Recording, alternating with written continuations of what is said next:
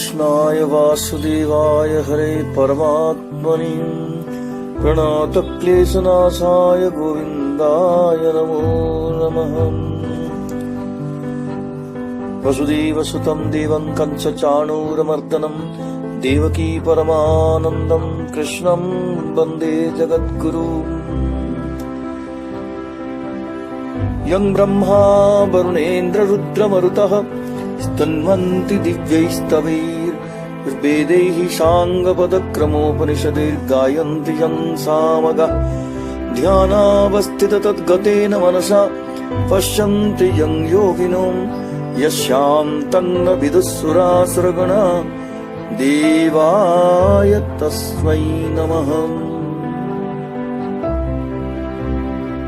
Eternal vigilance over body and mind is absolutely essential.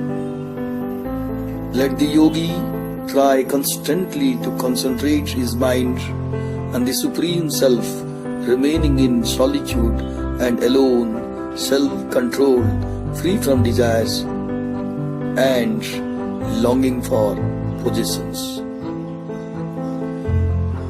The teacher here develops the technique of mental discipline on the lines of Patanjali's Yoga Sutra.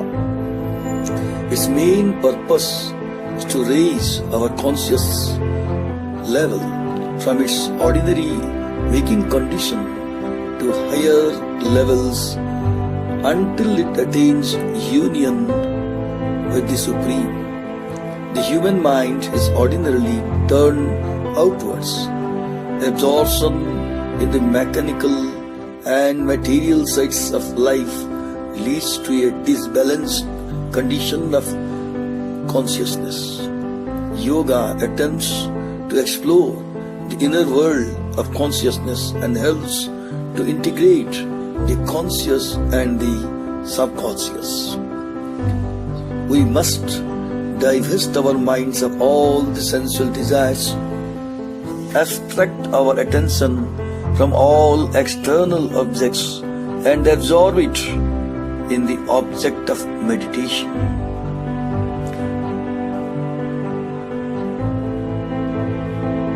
As the aim is the attainment of purity of vision, it exacts the mind fineness and steadiness. Our present dimensions are not the ultimate limits of our being. By summoning all the energies of the mind and fixing them on one point, we raise the level of reference from the empirical to the real, from observation to vision, and let the spirit take possession of our whole being.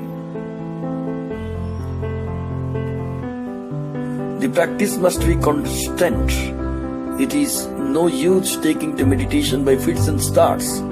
A continuous creative effort is necessary for developing the higher, the intenser form of consciousness.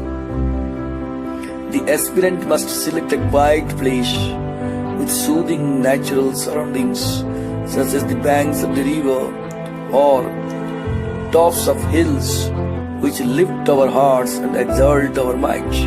In a world which is daily growing noisier, the duty of the civilized man is to have moments of thoughtful stillness. The teacher insists that the seeker should be alone to feel the gentle pressure, to hear the quiet voice. He must not be excited, strained, or anxious. To learn to be quiet before God means a life of control and discipline.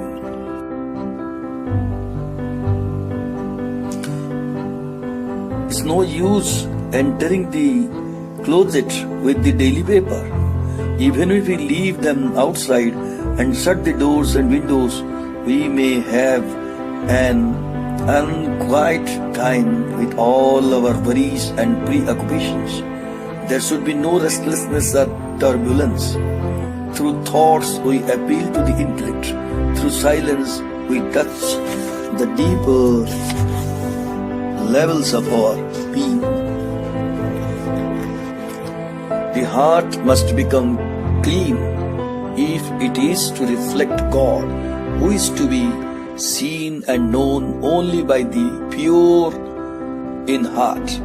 We must center down into the deep stillness and wait on the light.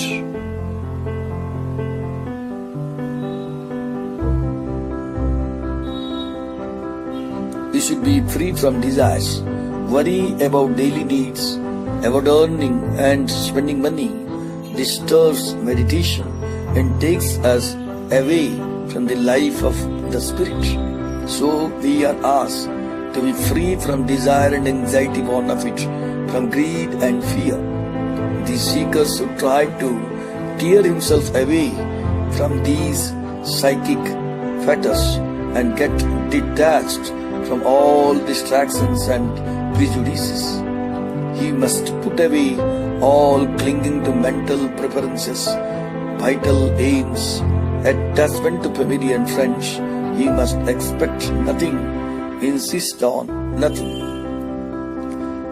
The freedom is a spiritual state, not a material condition. We must control the appetite for possessions, free ourselves from the tyranny of belongings.